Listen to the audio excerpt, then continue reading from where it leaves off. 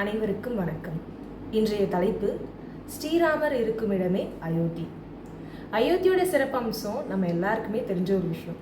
இன்னும் சொல்ல போனால் அயோத்திக்கு போகணும் அப்படிங்கிறது நம்ம எல்லாரோட ஒரு பெரிய ஆசை. ஸ்ரீராமர் இருக்கும் இடமே அயோத்தி அப்படின்னு சொல்கிறதுக்கான ராமாயணத்தில் வர ஒரு சிறு சிறு கருத்துக்களை பற்றி தான் நம்ம இன்னைக்கு பார்க்க போகிறோம். அதில் முதல் கருத்து சுமித்திரையின் வார்த்தைகள். தம்பியாக அல்ல தொண்டனாக செல். அதை பற்றி நம்ம பார்க்கலாமா? கையேயி தசரதன்ட்ட வரம் கேட்டபடி பரதன் அரசாட்சி செய்கிறதாகவும் ராமன் காட்டுக்கு வனவாசம் போகிறதாகவும் முடிவாச்சு. இதை கேட்ட லக்ஷ்மணன் மிகுந்த கோபம் அடைகிறார். ராமனோ தன்னோட அப்பா சொல்றது சரி, தன்னோட அப்பா பேச்சை மீறி எப்படி நம்ம அரசாட்சி செய்கிறது அப்படின்னு தன் அப்பா பேச்சை மதித்து காட்டுக்கு போகிறதா முடிவெடுத்து லக்ஷ்மணன் கிட்ட சொன்னார். லக்ஷ்மணனோட கோபத்தையும் தணிச்சார். லக்ஷ்மணனும் இந்த இடத்துல அண்ணன் சொல்றது சரின்னு முடிவெடுத்து தானும் அவரோட காட்டுக்கு போகிறதா முடிவெடுத்தார். அது மட்டும் இல்லாமல் அவரோட தாய் கிட்ட வந்து உத்தரவு வாங்கிட்டு கிளம்பலான்னு முடிவெடுத்தார். தன்னோட தாய் சுமித்ரை கிட்ட வந்து பேசும்பொழுது சுமித்ரை இந்த இடத்துல ஒரு புரட்சி தாயா வெளிப்படுறாங்க. எப்படி? இந்த இடத்துல ஒரு கலக்கமும் இல்லாமல் அழுகையும் இல்லாமல் வருத்தமும் இல்லாமல் ஒரே வார்த்தை தான் சொல்கிறாங்க. இனி வனமே உனக்கு அயோத்தி, ராமரே உன்னுடைய தந்தை மற்றும் அரசர், சீதாதேவியே உன்னோட தாய் அப்படின்னு சொல்லி இனியும் தாமதிப்பது குற்றம் அப்படின்னு சொல்றாங்க. லக்ஷ்மணனோ ரொம்ப சந்தோஷமா தான் அண்ணன் கூட காட்டுக்கு போறதுக்காக கிளம்புறாரு. திடீர்னு சுமித்ரை லக்ஷ்மணா அப்படின்னு கூப்பிடுறாங்க.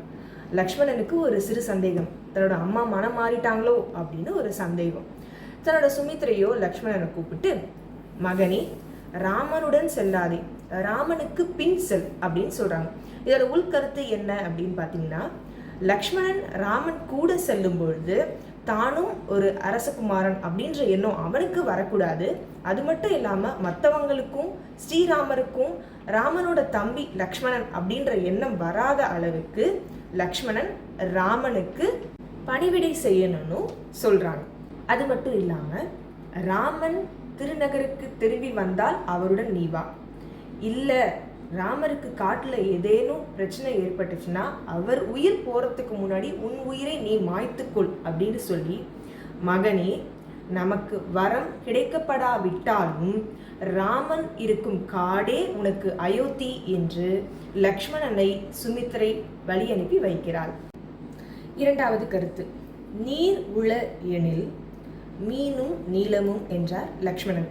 இந்த உலகத்துல இருக்க ஒவ்வொரு உறவுமே ஒவ்வொரு சிறப்பு உடையது. அதிலும் ஒரே உதரத்தில் தோன்றிய ஒரே காரணத்திற்காக ஒருவருக்கொருவர் அன்பு செலுத்தும் சகோதரத்துவத்தை பத்தி தான் நம்ம இன்னைக்கு பார்க்க போறோம். யாரோட சகோதரத்துவம்? ராமன் லக்ஷ்மணனோட சகோதரத்துவம். நம்ம லக்ஷ்மணனுக்கோ நுனி மூக்குல கோபம் வரும், நம்ம ராமனோ பொறுமை குணம் உடையவர். அப்புறம் எப்படி இவங்க ரெண்டு பேருக்கும் ஒத்து போகுது? ராமன் இருக்கும் இடத்துல தான் லக்ஷ்மணன் இருப்பார், லக்ஷ்மணன் இருக்கும் இடத்துல தான் ராமன் இருப்பார். அது எப்படி? கோபம் இருக்கும் இடத்துல தானே குணம் இருக்கும். இதுதானே இயற்கை. ராமனோட தாயே காட்டுக்கு போகணும் அப்படின்னு லக்ஷ்மணன் தன்னை மீனாக்கி ராமனை நீராக்கி ஒரு ஓமை சொல்றார். நீர் உள எனில் உள மீனும் நீளமும். மீனும் நீளம்பூவும் உயிர் வாழ்றதுக்கு நீர் ரொம்ப அவசியம். மீனாகிய லக்ஷ்மணனும் நீலம்பூவாகிய சீதா தேவியும் உயிர் வாழ ராமனாகிய நீர் அவசியம். நீரில் நீலம்பூ ஒரே இடத்தில் இருக்கும். அதே போல பெண்மையான சீதா தேவியும் அப்படித்தான். ஆனால் மீனோ நீரை சுற்றி வரும். அழகு நீளம் கொஞ்சம் நீரில் அழுக்கு சேர விடாது மீன். அதே போல ராமனுடைய புகழுக்கு எந்தவித களங்கமும் ஏற்படாமல் பார்த்து கொள்வது லக்ஷ்மணனின் பொறுப்பு அப்படின்னு லக்ஷ்மணன் இந்த ஓமையில குறிப்பிடுறாரு. மூன்றாவது கருத்து, நெல் பிரிவினும் சுடுமோ பெருங்காடு. ராமருக்கு அழகிலும் குணத்திலும் அன்பு செலுத்துவதிலும் எந்த குறையும் இல்லாம சீதையாக மனைவி இருக்காங்க. அதுபோல திருப்பார்கடல்ல இருந்து அயோத்தி வரை பிரியாம இருந்த சீதைய அரண்மனையிலே இருக்குமாறு ராமன் சொன்னார். அதுக்கு சீதையோ நந்தவனத்துக்கும் வனத்துக்கும் வித்தியாசம் தெரியாம நின் பிரிவினும் சுடுமோ பெருங்காடு அப்படின்னு ராமர்கிட்ட ராமரோட பிரிவு தாங்க முடியாம சொல்றாங்க.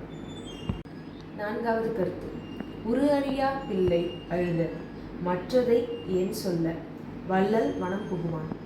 நம்ம ராமனோட பிரிவை கண்டு கருவில் இருக்க சிறு குழந்தை கூட அழுதுச்சான். பெரியவங்களை பற்றி சொல்லவா வேணும்? நம்ம தசரதன் மகாராஜா என்ன பண்ணார் தெரியுமா?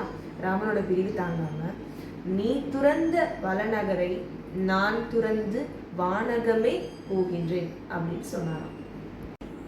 அது மட்டும் இல்லாம பாதுகை 2ஐயும் வாங்கி சென்ற பரதன் அயோத்திக்கு போகல.